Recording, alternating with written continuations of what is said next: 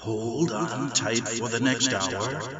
You're entering into a place, a zone called the alternative to the alternative media. It's a place, a special place where even truth seekers fear to tread. All right, people, let's move like we've got a purpose. Affirmative. Okay, we're back again for a Tuesday edition of the Investigative Journal on this March 20th, 2018 day on our calendar. Greg Anthony here. Stay with me the whole hour. You know, we have bombs going off on people's doorsteps in Austin, Texas. Today, another FedEx bomb went off in a FedEx warehouse in San Antonio. So they're relating the two together. A number of people had a cardboard box put on their doorstep, and it would detonate with a tripwire or another means. So it's a sophisticated plot, and they're wondering who could be this. You know, was it another Ted Kaczynski, remember, the Unabomber? And no one ever looks to really the real perpetrators of this, and the operatives and the CIA and those working for them who are staging all these events. Isn't it interesting that there was another school attempted shooting today that was thwarted and the shooter was killed, they say. And that comes on the heels of another one that just happened. Remember the one where 17 people were supposedly killed? So this is going on every week in America. And isn't it interesting that there aren't any school shootings other places in the world, right? Well, that's because they have their target here, right, the bullseye, right on America, so that the New World Order can move ahead the way it needs to move ahead. And all the players like Putin and Trump and the Chinese president and the North Korean dictator are all playing their fanciful role as some fighting for world peace, as Trump says he is, and then Kim Jong-un from North Korea saying we've got to topple the imperialistic Americans. Then, of course, we have Putin, who now has been accused of poisoning some people in England, as well as other things that he has been accused of doing on the world stage. And now, is this a setup for World War III? Where finally, you know, they keep pushing and pushing, where finally, you know, the straw that breaks the camel's back, and boom, World War III erupts. You never know. But isn't it strange that the world has turned out to be this way? I mean, I remember 40 years ago, none of this was going on. Oh, we had conflicts here and there. But that is because America was not in the targets, was not the target of the main emphasis of the Jesuit-led, the Vatican-led New World Order. And when the target comes here, that's when you-know-what hits the fan. So today, let's talk about the faked war on terror. And let's do that right now. Okay, what I'm going to talk about today, this faked war on terror, I'm going to discuss it from the point of view of those countries who have not bowed down to Jesuit and Vatican authority. And it's designed really to take control of those countries. Now, quoting from I'm looking at a website here to get a few quotes, Christianity Beliefs. And President James Madison quoted this. He said, "If tyranny and oppression come to this land, it will be in the guise of fighting a foreign enemy. Friend, the enemy, I'm going to tell you right now, is using the narrative of a supposed foreign enemy, Al-Qaeda, ISIS, etc., to bring tyranny to America and to all the countries in the world, especially those who have not bowed down yet to Jesuit authority." That's why you don't see this going on in Mexico now, do you? You don't see ISIS really taking aim at Mexico. Why? Because they've already bowed down to the authority of the Jesuits. They have no trouble. America's in the crosshairs right now. And 9/11, folks, if you go back to that, everybody's almost forgotten about it. Can you believe it's been 17 years? And still, you know, the story that the government gives is the one that most people believe. I remember right after 9/11, there was polls taken, and 50% of New Yorkers knew the government story was as full of holes as a piece of Swiss cheese. Now, 9/11, it was a false flag event that justified this never-ending war against a foreign enemy, the Muslims, and the supposed war on terror. And it has brought tyranny and oppression to America and the world. You know, we're constantly now worrying about school shootings, whether it be domestic or foreign. Then we're worried about these bombs going off on people's doorsteps. And where does it end? We're always worried about Al-Qaeda, ISIS, or Russia, or some other country taking out our grid system. There's constant, wake up. And that's all you hear. If you listen to the mainstream, you'll get the same story, but a little bit it's sugar-coated. When you get to the alternative media, that's what you're going to hear. But you don't hear much about the real culprits, the Jesuit and the Vatican, playing a huge part in this, because they're the experienced ones. They're the richest organization in the world, too. So we have this supposed war on terror going on. And you know what would be very refreshing? Just don't listen to anything for a week. I tried that. You know, I just didn't listen to, I took a little time, I didn't listen to the news, I didn't listen to alternative news, I didn't do my radio show. And wow, I woke up a lot happier. So is ignorance bliss? No. But it sure as beats getting deceived all the time, doesn't it? I'll tell you, it sure does. Now, going back to 9/11, those 3 buildings that collapsed did not fall because of the brilliance of Muslim terrorists. It was the work of the Jesuits through the CIA and the Israeli Mossad and who other organization, covert organizations they use, both of which they control. It's interesting to note. In 1994 at the UN, David Rockefeller said this. Now listen to David. We are on the verge of a global transformation. All we need is the right major crisis, and the nations will accept the new world order. Now, 9/11 was transformed in America and the world. I'm going to play you a short 5-minute clip to take you back to that and see if you can remember who these people are that are speaking. Okay, I take that back. You're not going to know who is speaking. It's a narrator. And he puts together a little 9/11 scenario, but I'm looking at a picture of George Bush and his vice president. Wow. Takes you back, doesn't it? George Bush, the kid. Here we go.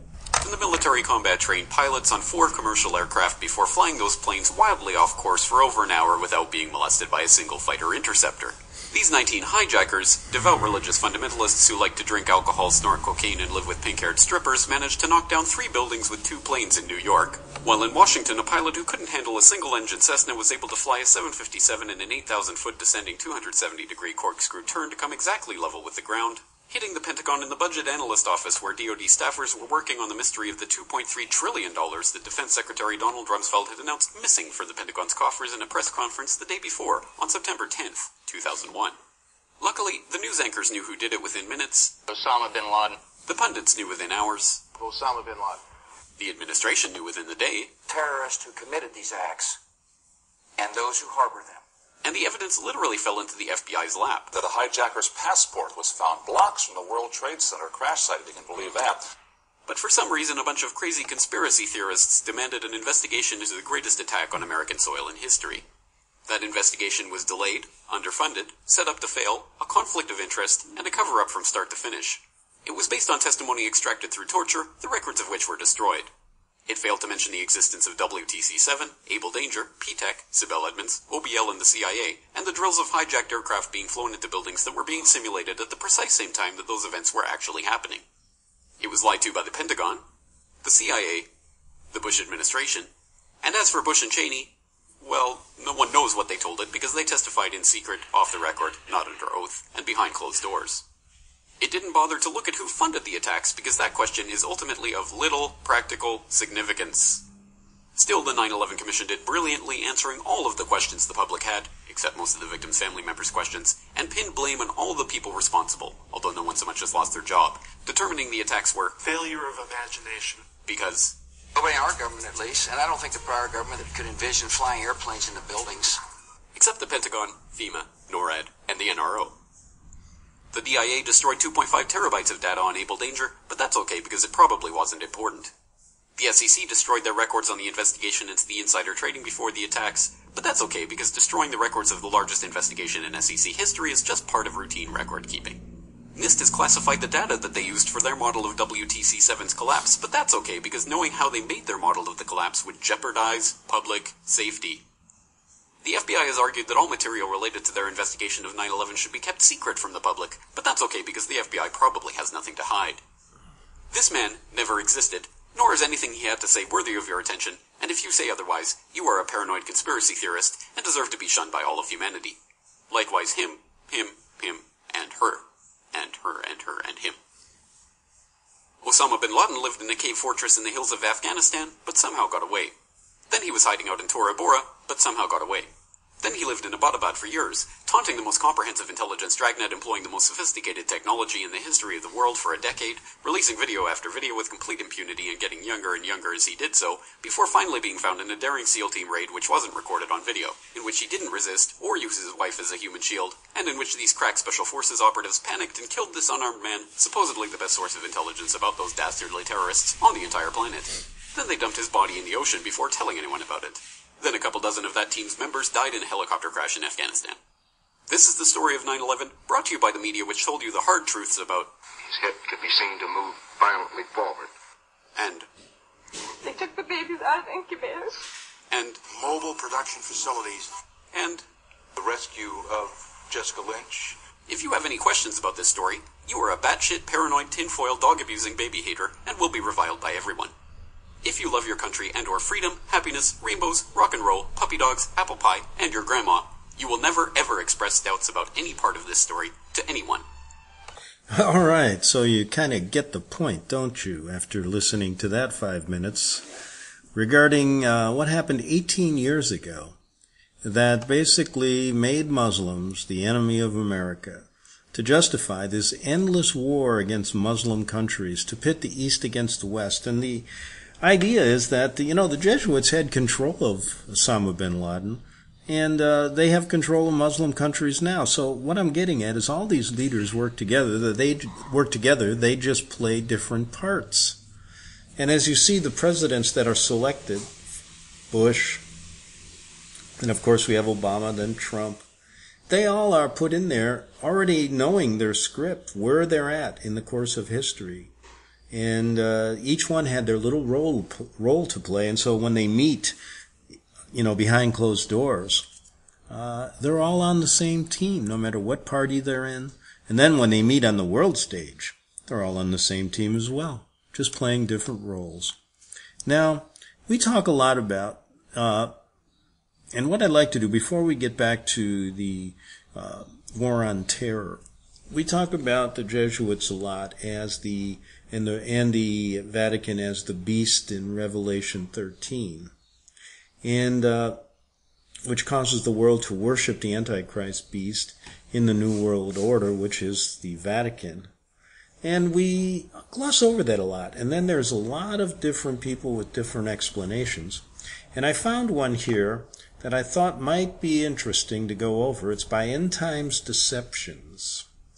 And I've listened to a lot. I've listened to Nicholas Arthur and talk about what he believes is the Antichrist and his theories.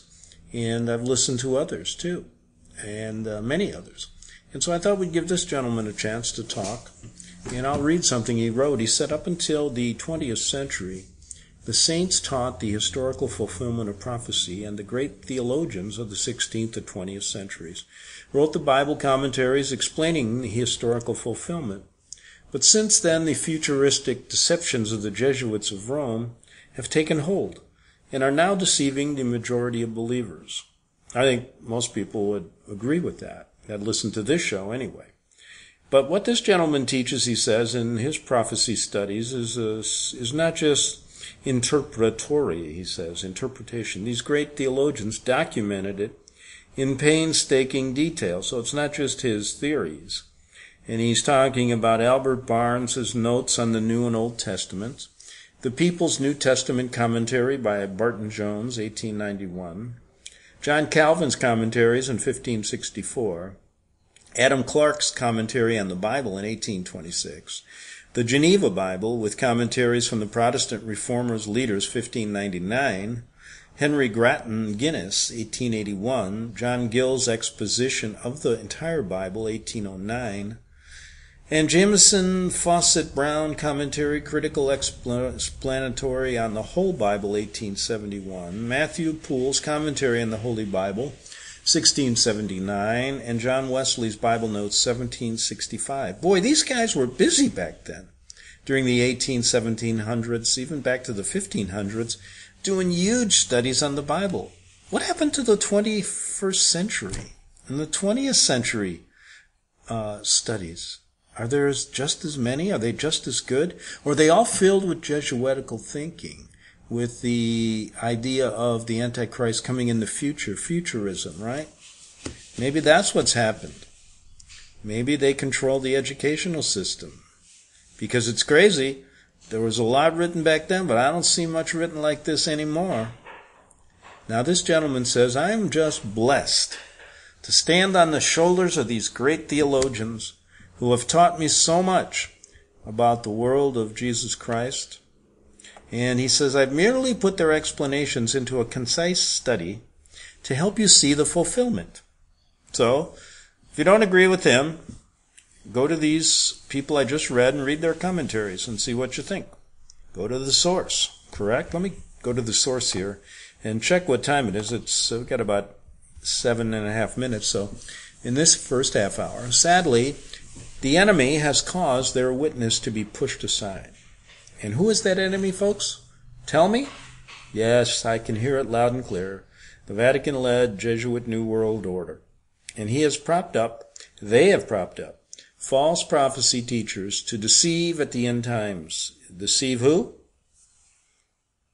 You, if you're a Bible believer, and you know the story of the Jesuits, they're trying to deceive you and others so they never get to what you're thinking about. Right? To understand this fulfillment, this gentleman had to put aside the preconceived futuristic explanations which his pastors had mistakenly programmed into his mind. Sound familiar? By reading the explanations of these great theologians, I was able to see what Scripture was proclaiming about the historical fulfillment of prophecy. I'm not saying that all prophecy has been fulfilled yet, but the great majority has been. Okay. When people don't understand the historical fulfillment, they assign the prophecy to the future. But that is a trap you don't want to fall into, as the markers that people reference are false. And that will leave them totally unprepared for what lies ahead as we await the return of the Messiah and his glorious return. So, my friend, he says, you have a choice to make. You can read the brief summaries below and click on the study links to read the detailed explanations. Or, based on your futuristic programming, you can reject them and click away. I don't know every prophecy explanation, but I have been shown a lot, and most of it is contrary to what today's pastors are teaching us. Let's start with the 70th week of Daniel, as most of the enemy deceptions are based on the concept of futuristic 7-year tribulation period.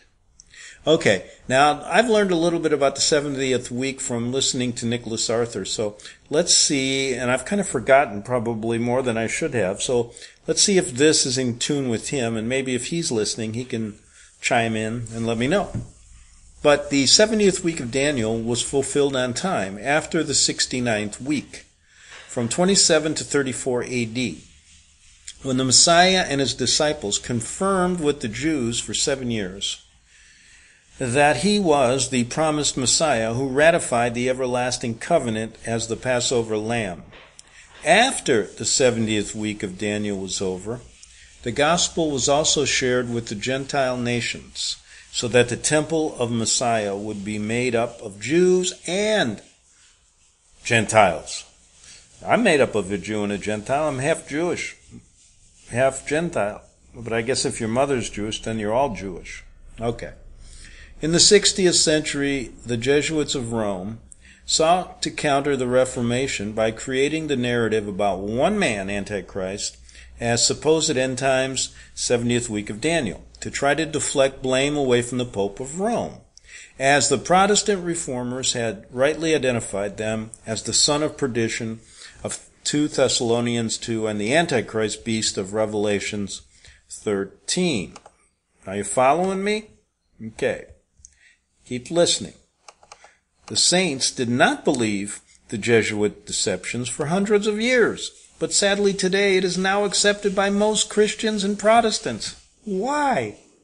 Please tell me how that happened. Could it be the Jesuits were involved? Oh my goodness, no.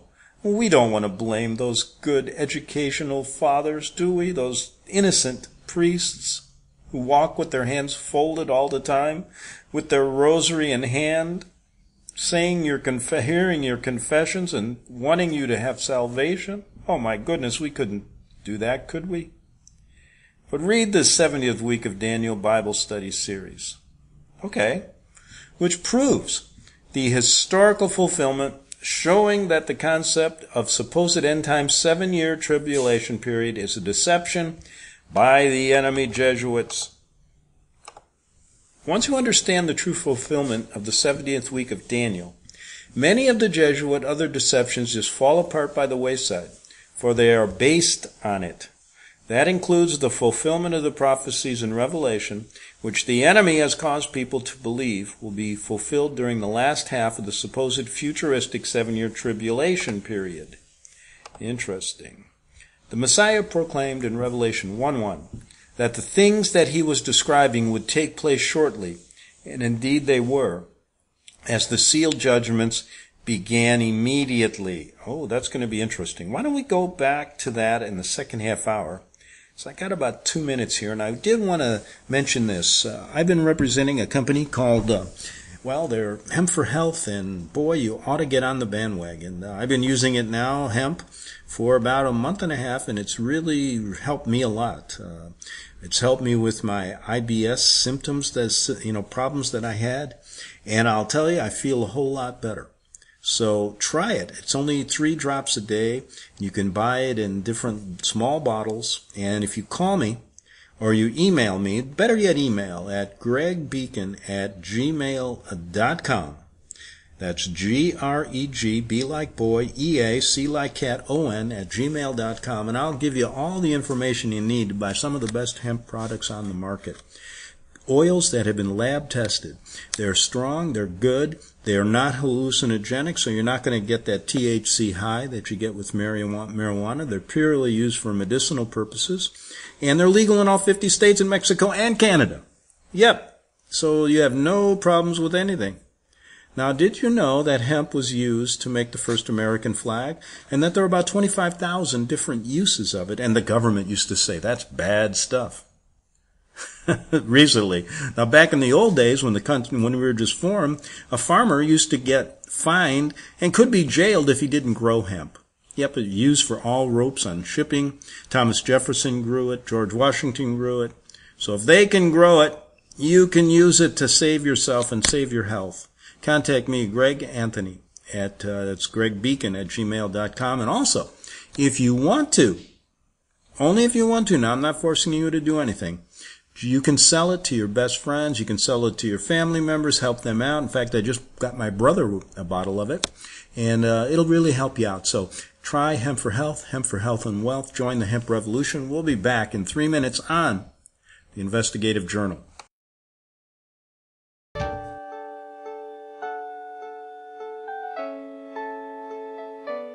The program you are listening to is 100% sponsored by you, the listener, on this First Amendment Rights Media channel.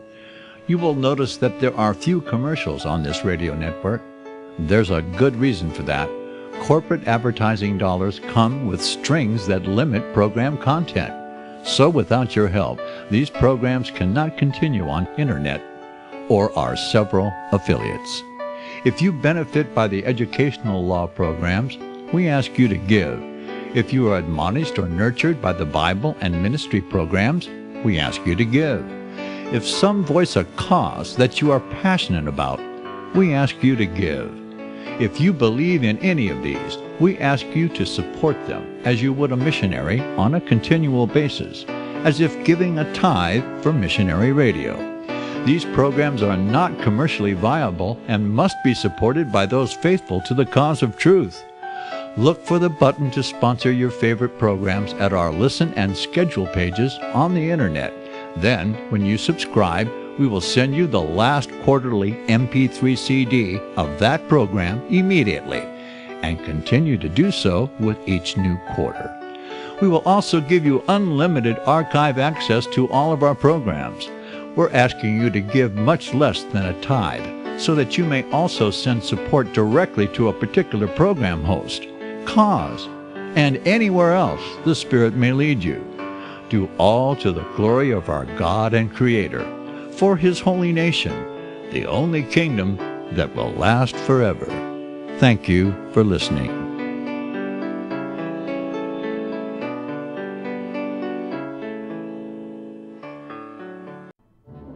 The book of Revelation says, "The spirit of prophecy is the testimony of Jesus Christ." This is at the very heart of FirstAmendmentRadio.com. In that spirit, we have created the Prophecy Reality News app for all of your mobile devices, streaming First Amendment Radio 24 hours a day, 7 days a week. Available for your Apple, Android device, and smartphone, absolutely free. Get the Prophecy Reality News app installed today so you can listen to First Amendment Radio wherever you are. The Prophecy.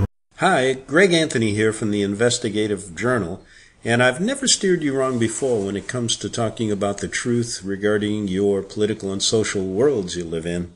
And I don't plan on steering you wrong today when I say get involved in the hemp revolution, hemp for health and wealth. I know of some of the best hemp oils on the market. If you haven't tried them, you have to. And pay attention, they're lab tested. So contact me, Greg Anthony, at gregbeacon@gmail.com. That's Greg Beacon, G-R-E-G, like boy, E-A-C-O-N.com. And I'll hook you up with some of the best hemp products on the market. And if you want to become a sales associate and make some money selling hemp to your friends and family, do that. Contact Greg Anthony at the Investigative Journal, Greg Beacon at gmail.com, Greg Beacon at gmail.com. The following program is labeled dangerous and off limits by the supreme Jesuit command. But stand tall, people. Listen up, and you may just learn something. Oh, dear Lord Jesus, this ain't happening, man. This can't be happening, man. This isn't happening. Okay, that was quick. We're back for the second half hour in the Investigative Journal. In fact, go to my website at greganthonysjournal.wordpress.com. You can get shows going back well over a decade on the Vatican-led New World Order and much, much more. So go there, join and subscribe. It's free. And don't be afraid to hit that donate button. I want to try another pledge drive this month to keep this show on the road. And please do. It's right there on the right-hand side of the website. Press the button. We're a listener-sponsored station, and every penny helps. So go ahead and help me out this month. Okay. Here we go. We're talking about the 70th week of Daniel. There's a Bible series study on it. You can get a lot on First Amendment Radio from Nicholas Arthur's shows regarding this subject. And isn't it interesting stuff? Really is. I mean, this is stuff that people really, it's more important than most. It's really important for your spiritual health to understand it, no matter who you are. Whether you're an atheist or a Catholic, or whether you're a Protestant who listens to the Jesuit thinking now, whether you're a Buddhist, a Hindu, a Sufi, a Sikh, what other ones can I think of right now? Jewish, Orthodox, come on, Greek Orthodox, Muslim thinking, yes, if you're a member of Islam, huge religion, huge. This stuff is good for you too. Because you can bet, in every one of those religions I met, the Jesuits have had their hand in trying to deceive you there too. How did they do it? I don't know all of it because it's a huge subject, but I bet. And we started going through most major religions and find a nice little Jesuit connection in all of them today. What about China? Well, the Jesuits have been there for hundreds of years. And there's so many. They used to be the court astronomers for the Chinese. So they got a little bit to do with that president over there now, I think, too, don't you? Yeah, I think so. But anyway, let's get back to this subject that's, I like talking about this stuff because it's interesting. It gets you really thinking about the important things in life. Where did we come from? All these things happened a long time ago, but they have relevance today. Because, time is something that we all live under, right? At 12, I was thinking about today, the clock struck 12, and I'm going, boy, every day it strikes 12, every day. Everything is so organized, isn't it? 7 days a week, so 12 months in a year, 365 days, everything seems to go one year after the other. And time is so relative for everybody, isn't it? It's different for you than it is for me. And it's different for God than it is for us. And so what is this thing we call time? I know one thing, Father Time will get you in the end. That's for sure. And it's just a question of how you deal with it and how you live the days you have here. But time is kind of relevant. Isn't it funny when you're young how slow it goes? I never thought I would hit the age of 21. When I was 19, I said, it'll never happen. And it seemed like a lifetime. Now as I hit the twilight of my life, I'm going, God darn it, these days go by too quick. And you pray, give me a few more days, just a few more. And it's funny, but time just passed the same clicking of the clock, but it just doesn't seem the same, does it? So when we're talking about these subjects, we're going back hundreds of years, thousands of years, but it seems like it can be just like yesterday, doesn't it? When you're talking in the spiritual realm. So listen up. You may learn something. Now, the Messiah proclaimed, didn't I just say this? In Revelation 1:1, that the things that he was describing would take place shortly. Now, you see what I mean about time? He's saying this 2,000 years ago. And that's like a blink of the eye for him, right? Yeah. Interesting. And did you ever wonder, what's going on with your animals? I was thinking about a horse today I had. They probably lived to be 15 or 16. Boy, they don't, their timing is a little different than ours, I bet. But anyway, I digress. Revelation is the narrative of the battle of what? What is it? You tell me, you think about it. What is Revelation? Is the narrative of the battle of what? Of the Satan-empowered Roman beast against the Messiah and his kingdom of saints. That's really what it's all about. What side are you on? I don't want to be on the Satan-empowered Roman beast, do you? But there are so many people deceived into it, they are. I'd rather be on the side of the Messiah and his kingdom of saints. That sounds a lot better, doesn't it? Even if you don't quite understand it. I bet you if I asked somebody I bet you if I asked anybody, and I said, would you rather be on the Satan-empowered Roman beast side, or would you rather be on the team of the Messiah and his kingdom of saints? And you know what they'd say? I like those saints. Yeah. Okay. The Roman beast has changed forms over the years. Very deceptive fellow, or whatever he is. Organization. Not a fellow. An organization. An antichrist system like we call the Vatican. But it was in power during the Messiah's ministry. And it will be destroyed by him when he returns and casts an uncut stone at the iron/clay feet of the statue that's in Daniel 2 in the Bible. Satan reigned in the pagan Roman Empire. Oh, yes, he did. He reigns today. You know how I know that? There's a TV show on Fox called Lucifer. Well, where he was worshipped, this is during the Roman Empire, through all of their false gods. He used them to try to wipe out the early church, killing 10 million people, a minimum, whose blood cried out for vengeance. Right? So he was alive then, moving, and he's there now. He's killing people all over the place now in the form. And who's this group that's basically satanic, worshiping Lucifer? How do I know it's the Vatican?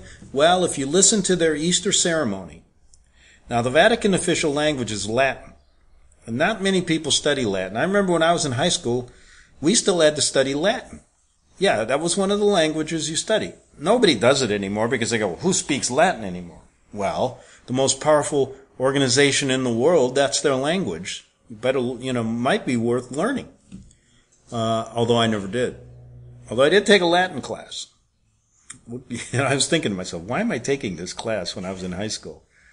We had a choice in high school, Spanish or Latin. And if you were above, a C average or something, you had to take Latin. Then they gave the so-called average students Spanish. But anyway, I like C students. You know what? You know why I like them? Why I'm not particularly fond of A students or F students? Because these C students, boy, they know how to do things. They know how to go to school and just get by. They don't try to brag about how smart they are, but yet they don't want to fail. They're right there in the middle of the curve, and that's why I like those C students. And most people are like that. Most people are in that middle curve, right? Why do you want to be the smartest or the dumbest? I think it's important, to be right there in the middle. That way you're not bragging about yourself. And 2, you're not asking for handouts as a poor soul on the earth, right? Okay. So, the Roman beast has changed over the years, but it was in power during Messiah's ministry. And it will be destroyed, I repeat this, by the same person the Bible tells us he'll destroy it again. When he returns and casts an uncut stone at the iron clay feet of the statue in Daniel 2. Satan reigned in the pagan empire, like I said, killing millions as he is today. So time is kind of irrelevant. He said he'd get rid of them shortly. You would think that would be like the next day, right? But it's been, thousands of years. I guess he thinks of time differently. But anyway, the Messiah, he did cause the decline of the Roman Empire with the sealed judgments, which resulted in civil wars, famine, severe pestilence, causing many Romans to die. Messiah then caused the fall of the Roman Empire when he trumpeted when the trumpet judgments, which caused army after army to attack the vast Roman Empire, resulting in the last Western Roman Empire that had being removed from power when? When did that occur? Does anybody know? I know, because I'm looking at it. Somebody told me, 476 AD. Okay, just yesterday. Satan countered by empowering the Antichrist popes of Rome, rise up in their place, constant battle, healing the deadly head wound, as the popes of Rome took the emperor's place as a ruler of church and state in when? 538 AD, taking the title of Pontifex Maximus. Satan used them to try to eliminate the 2 witnesses, as the popes banned and burned the scriptures and killed over 50 million people, 50 million saints.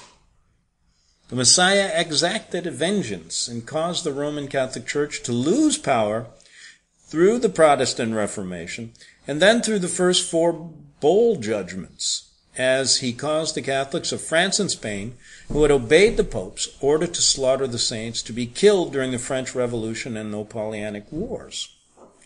The 1260-year reign of the popes of Rome came to an end in 1798 AD, when Napoleon's army took the pope prisoner, where he later died. Satan countered. This is like a constant battle going on, isn't it? By empowering the Jesuits of Rome, who are a military organization, to take control of the Vatican.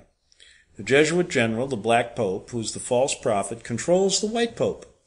Now, isn't it interesting? We have a Jesuit as both popes now. The White and the Black Pope are both Jesuits. So they got it, don't they? As is using the first Jesuit White Pope, by the way, as is using the Vatican to gather the world under his power. Jesuit priests. Oh, and I did mention, how did I know that the Jesuits and the Vatican worship Lucifer? Because at their ceremony, I digressed with the Latin story when I was in high school, but at their ceremony, it's every Easter, they'll put it on their Catholic TV station, and you can listen to the opening statements, and then when they sing in Latin, they actually are saying they praise Lucifer. This is for Lucifer. They tell you in Latin. But nobody knows Latin anymore, so it goes over everybody's head. So that's how I know. I'm a simple guy. I listen to what they say, and I say, well, if they say they worship Lucifer, they must worship Lucifer. Why would they say it? They tell billions of people that every year at their Easter service, they probably do it at other times too, but Easter is a good one. It's coming up. You can listen yourself. And then people think, the billion strong think they worship Christ. They don't. They tell you they don't. What more do you need? That's not circumstantial evidence, folks. That's direct evidence. That'd be like if they went into a police station and they wrote down they were being charged with a crime, and they say, yes, we worship Lucifer. That would be written down. That'd be a statement that could be used in court to prosecute them for worshiping Lucifer. Okay? Simple. Now, the Jesuit priests, listen to this, have spread around the world teaching the false gospel of Catholicism, which now causes 1.2 billion Catholics to revere and worship.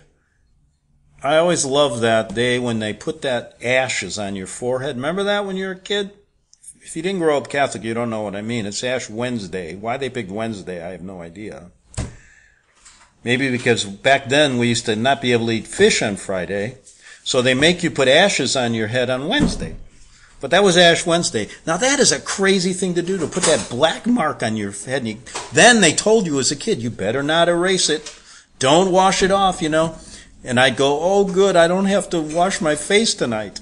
Because I could tell my mother, Mommy, I don't have to wash my face. The priest told me to leave that black mark on till it goes away. Well, anyway, isn't that stupid? The black mark. What the heck was that? But anyway, Jesuit priests have been spreading this false teaching to 1.2 billion Catholics.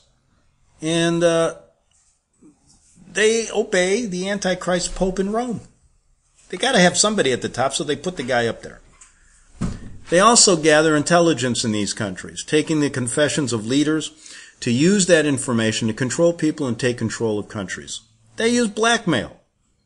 The Jesuits are using the city-state corporation of the Vatican City to control the world's religious and political leaders. It's the smallest country in the world. I've been there. You could play a football game in there.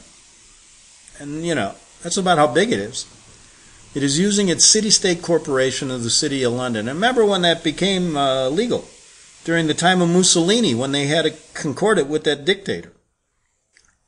The city-state corporation of the City of London control the world's financial trade organizations. Now listen to me. The Vatican City controls the religious side, right? Then we have the City of London, which is the city-state corporation, not a part of England. That controls the world finances. And then, of course, we have the city-state corporation of the District of Columbia, which is not a part of the United States, to control the world's intelligence agencies and military powers. The triumvirate, right? They have their own flag. These three groups have their own flag. And each of them are not a part of the country they live in. So ask yourself, Americans, why do your leaders go to Washington, D.C. to govern you when they actually enter into a foreign country? That is not a part of America. I don't know, I'm simple guy. I mean, it would make sense to me if your leader is for you that they would be in your country when they're leading, right? But they're not. And there's a whole long reason why they do this, why the part of City of London is not in London, and why Vatican City is its own country and not in Italy. And why they band together. They have their own flag. Each one has an obelisk, an ISIS-worshipping phallic symbol, and they say it's in America the freedom statue. In Rome, it's what it's called. It's called the gathering of the world under the same roof, or some garbage they tell you. But anyway, it's all a ruse. Now, Satan the dragon will use the Pope Antichrist and the Jesuit general, who's a false prophet, to cause World War III. And that's going to happen between the Muslim countries and Israel and America, and will push the world into their one world government, where people will cry out for peace. They'll say, enough wars, but this will be the war that will end all wars. And the Jesuits will offer a one world religion in the name of peace. And everyone will gather around, guess who? They worship Lucifer, which ultimate will be Luciferian. Everybody will come to that. Hindus, atheists, Protestants, Catholics, Buddhists, they'll all rush and say, please save us, Jesuits.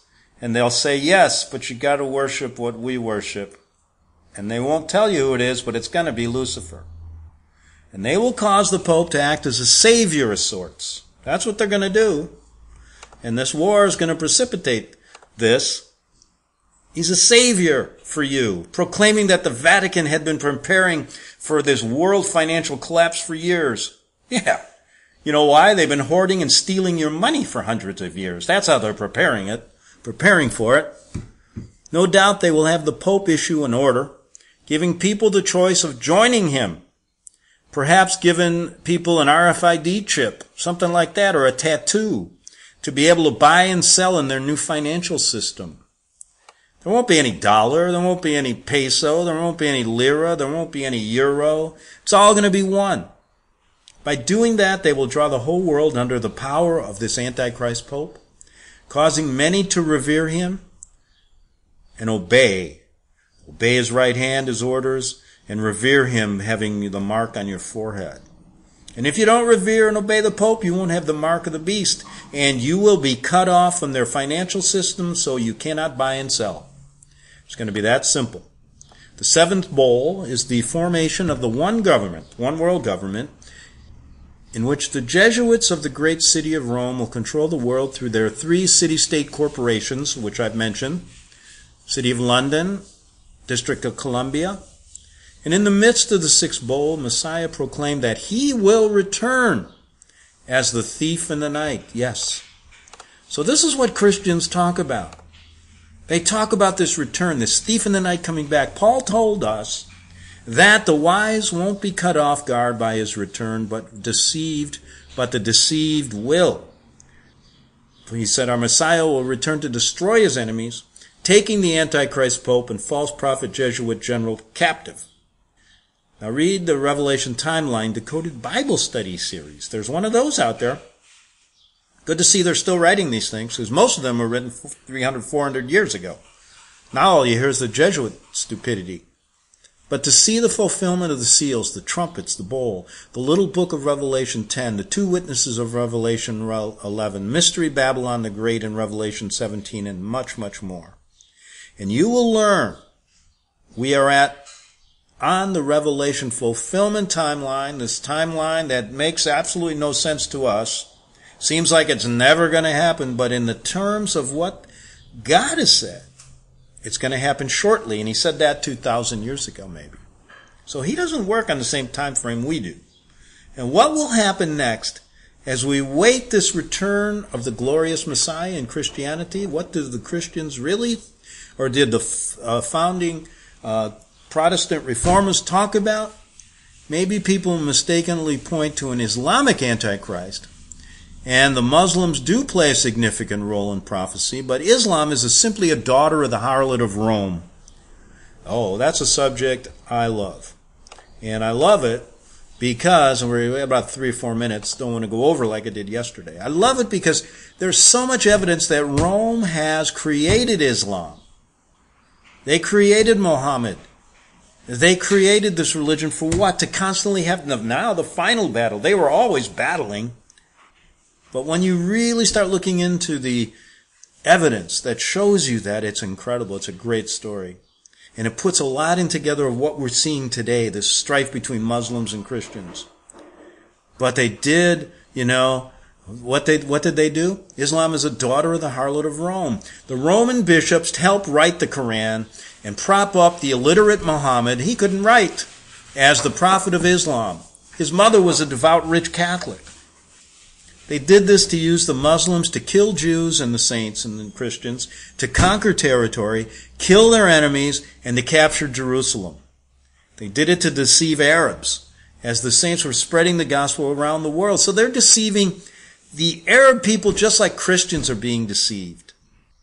Now the 5th and 6th trumpets in the book of Revelations, or in the book, represent the Arab armies being used to attack the vast Roman Empire. The 5th trumpet represents the Lord using Arabian Mohammedan army against the Western Roman Empire. When was that? 1612, 762, which is 150 years. 5 months equals 150 days. They wore turbans, crowns of gold. They had beards, faces of men. They had long hair like women. They wore chainmail breastplates of iron. They wore fierce teeth of lions, the falling star of Muhammad, the smoke out of Satan's bottomless pit of lies in the Quran. That was the 5th trumpet. I bet you want to know about the 6th trumpet. I got about a minute and a half. The 6th trumpet represents the Lord releasing the Turks to cross over the Euphrates River to conquer 1/3 of the Roman Empire for 391 years. Prepared for the hour and day and month and year, 1 + 30 + 360 equals 391 from 1062 to 1543, which ended when they used large cannons. Out of their mouths came fire, smoke, and brimstone to knock down the thick protective walls of what? Constantinople.